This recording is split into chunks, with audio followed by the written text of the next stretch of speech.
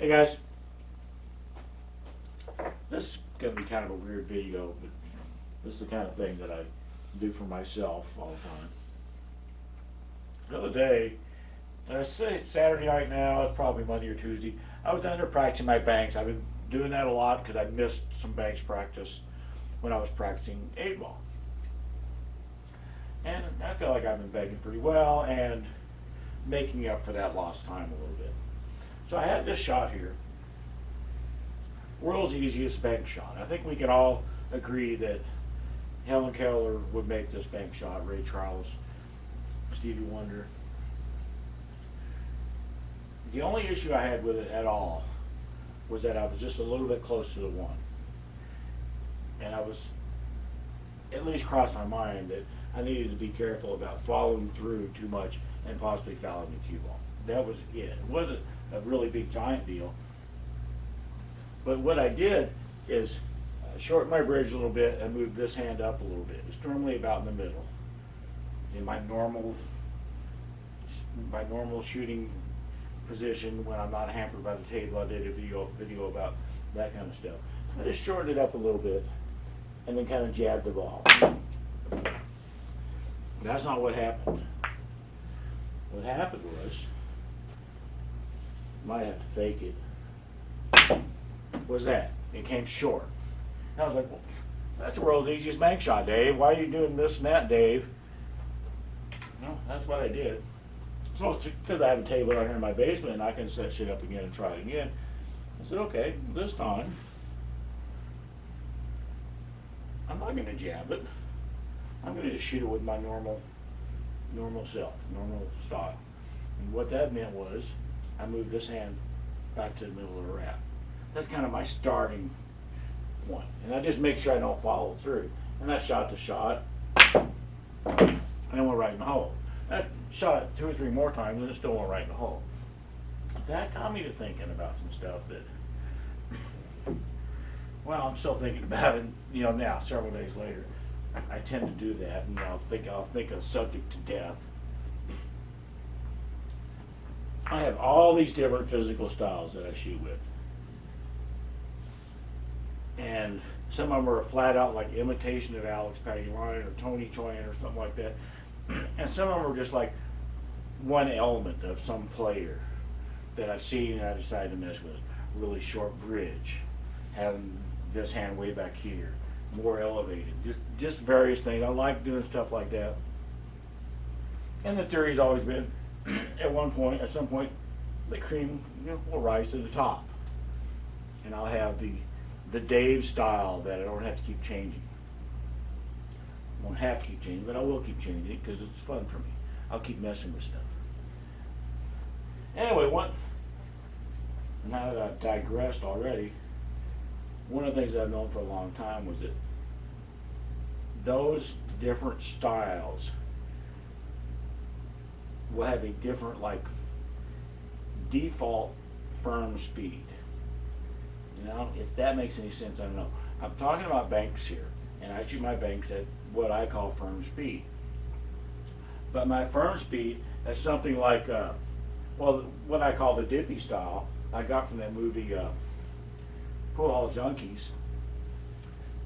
This is the dippy style. That firm speed is different than the firm speed of my Alex Pagulayan imitation.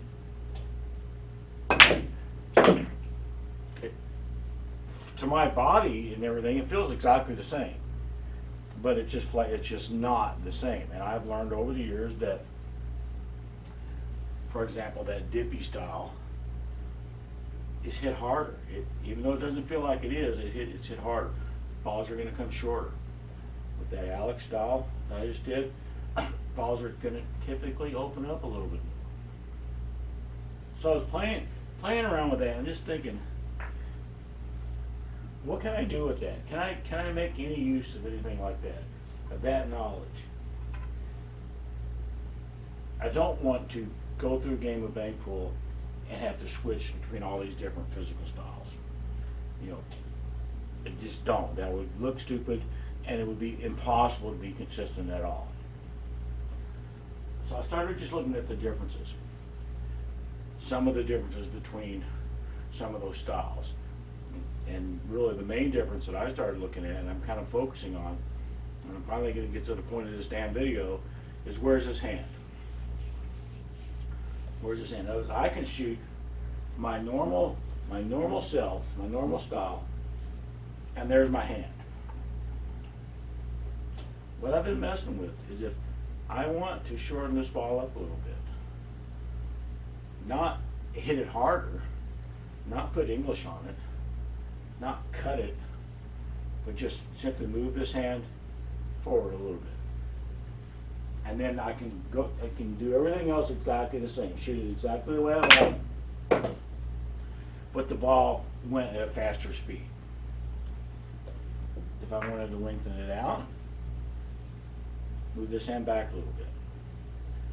And that's just all I've been messing with. And it's the reason I like the fact that this is working for me fairly well so far, is I don't have to think about, oh, I need to shoot this harder. I don't have to have the physical body control to hit it harder at a certain, whatever, 1.01 times my normal speed or what. I don't have to do any of that shit. I don't have to hit it softer by thinking about, okay, only hit this at 3/4 speed. I don't have to think about that. All I have to do is move this hand. And then I can shoot it normal. And it feels completely normal to me. But the ball is going to move at a different speed, just because of that. So far, this is proving to be the case. It's working pretty well for me. Now, it's not the secret of pool. It's not the secret of changing speeds. If I have this, I'll set that up as a dead-end bank. This one ball I have to shorten up just a little bit to go cross-side. And I just know that just from experience. I did a video in August or late July about how do you do that? How do you shorten that up? And there are 3 ways to do it that we came up with. I've asked some Hall of Fame bank pool players, hey, how do you do that? If you're not quite on your perfect line and you need to shorten it up or lengthen it out, I talked about that too. How do you do it? I got to cut this one a little bit to my left. When I say a little bit, hell, 1/4 inch as opposed to a full-on hit. I could hit it a little bit harder than my normal firm speed, just a little bit harder than that. That'll shorten it up. Or I could put a little bit of right English on the shot, which again would throw the one a little bit to the left. I generally prefer to use a little bit of English. Truman Hogue generally prefers to cut the ball. Tony Fargo generally prefers to change the speed. And I'm talking about when they're close. And yeah, there's not much of a adjustment that needs to be made. What this video is about is changing the speed, but not by changing the speed. If I need to shorten this ball up, instead of my normal way, which would be put a little bit of right English on it, or like Truman's normal way, which would be to cut it a little bit, I can just aim it perfectly dead center ball, but move this hand up a little bit. I always find my balance point. I've called it my balance point forever. I always find my balance point. If you ever watch me shoot, you'll see me doing this. And then finally I'll get a good grip on the ball. I've always called it finding my balance point. In reality, I think I'm finding the neutral point. I did a video probably over a year ago where I asked viewers to do this. And I was describing this is what I call a pull, P-U-L-L. And then this is what I call a push stroke. Some players have pull strokes, some people have push strokes. Some people hit the cue ball right at that neutral point. And I think what I'm doing when I find the balance point is I'm really finding that neutral point. So I can hit the cue ball exactly at that neutral point where it transitions from a pull to a push. That's what I think. Now that I've said all this crap, I've decided for purposes of this video, I want to increase the speed of the one to get it to shorten up. instead of thinking about, okay, I'm going to hit it harder now, I'm just going to find my balance point, and then I'm going to walk my fingers forward about a half an inch. And that's all, just about a half an inch. And it shortens it up. Now, I still have to think about shortening it up. And I still have to know that that's what I'm going to do. But I didn't have to think about hitting it harder. I didn't have to hit it harder. And to me, that's pretty cool. If I want to set up a shot where, okay, this one I have to lengthen out just a little bit. I can do it the same way. This shot's gonna last me a million years, but I'm so careful about it. I can't even see any difference. Pretty wild. Yeah, I have to lengthen this ball out just a little bit. I can do it the same way. I can find that balance point, that neutral point, but then back my fingers up a little bit. And that's all I'm gonna do. And then hit it normal, full in the face, back my fingers up a little bit. And do it enough. I wasn't trying that shot. Let's try it again. Let's try it again. Shot where I gotta lengthen it out just a touch. I think that was probably a shot where I had to lengthen it out more than just a touch. I think that's probably what was going on there. Or the fact that I'm talking to the camera. So, balance point, back my fingers up just a little bit. And it feels, as I said, my body sense and all that feels exactly. It feels like I hit that at exactly the same speed, but I just happen to know that I'm not hitting it at the same speed. I have found that if I just had that little, I don't know, it may just be just having an attitude of what the hell I'm going to do. It may just be superstition. Guess what I'm getting at. If I'm going to shoot this four needs to be lengthened out just a touch. Just a touch. So I'm just going to back my fingers up just a little bit from that neutral point. This is why I don't like doing examples. I always set up really hard examples too. I have noticed that this kind of stuff is working for me. Let's try to shorten up on the 12. Yeah, we'll try. So this time I'm going to move my hand up a little bit. I think I accidentally put right English on that shot. Because that's the thing I would normally do, is put English on that kind of a shot. Anyway, I want to shoot now. I don't want to keep yammering into the camera.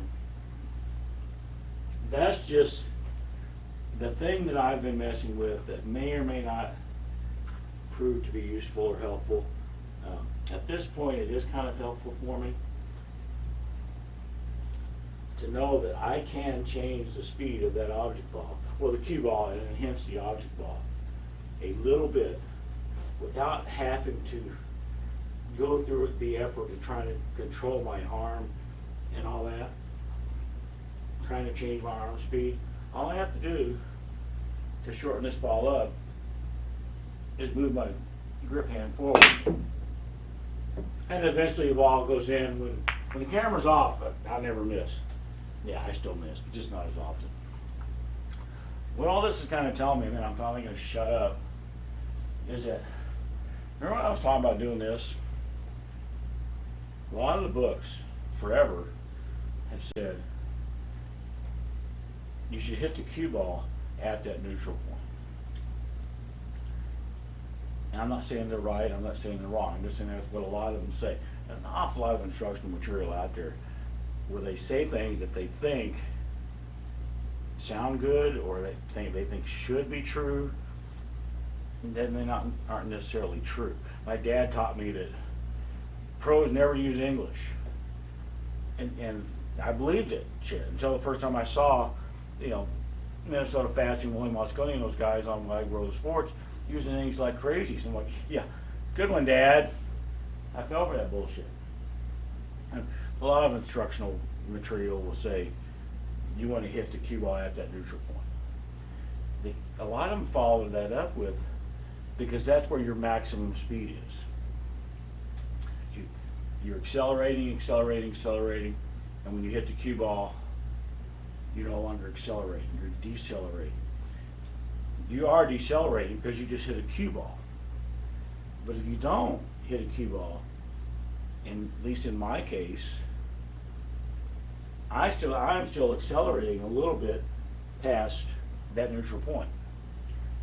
That's what this experiment tells me, is that if I just let my arm just go, I'm accelerating to a little bit past that neutral point.